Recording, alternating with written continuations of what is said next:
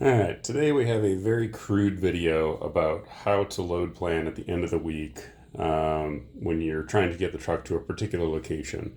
So in our case, most of our drivers are home weekly in eastern Iowa, particularly Cedar Rapids. So let's just say we're running our truck somewhere in the Midwest. That's generally where we focus. So let's say we've got a truck in St. Louis on Thursday morning, and we want that truck home in Cedar Rapids on Friday afternoon, but we want to run all day Thursday and all day Friday.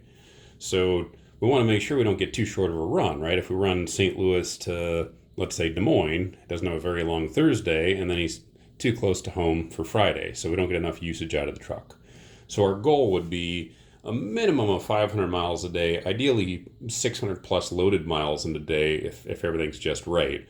So between Thursday and Friday, we've got the potential for, let's say, 1,200 miles, right? 600 miles a day in a somewhat perfect world. So what I'm going to do, again, I realize the crudity of this, but this is how I think about it. What I did is I made a piece of yarn that's 1,200 miles long relative to the scale of this map. So what I'm going to do is I'm going to put one end on St. Louis, put the other end on Cedar Rapids. And now the goal would be, in my analogy, to keep the yarn tight, because that would maximize getting 1,200 loaded miles from start to finish. So all I got to do is pull it tight with one finger, and I'm going to move my finger around the map, and anywhere that it intersects is a good place to send the truck. So in this example, just if there was anything, there's western Nebraska, there's Pierce, South Dakota, we've got almost to International Falls, so well north of Minneapolis. Could easily get to the UP of Michigan. We even have a little slack there.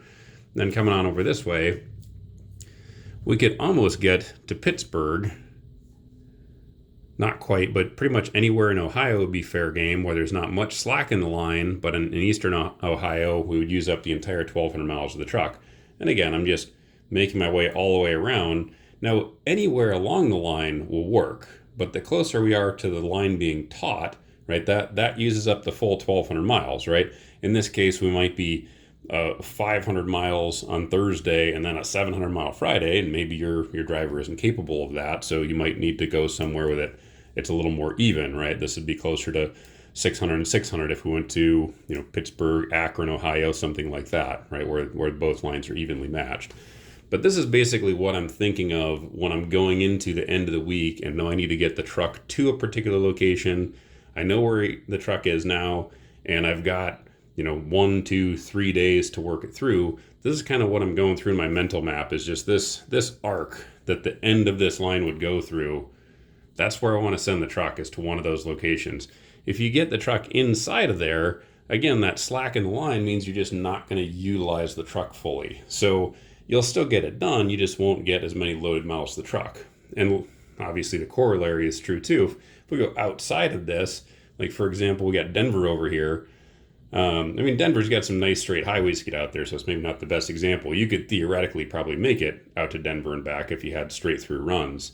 But we couldn't get to, let's say, Utah, right? It's way too far. We couldn't do it with the 1,200 miles we have on the truck. So I'm trying to make sure I stay inside of the radius that this arch makes, but not get any further inside of it than I absolutely have to, because the further inside, the less efficient the truck. And of course, you can do this in Google Maps. Once you've got the general idea, I just wanted to visually explain it to you.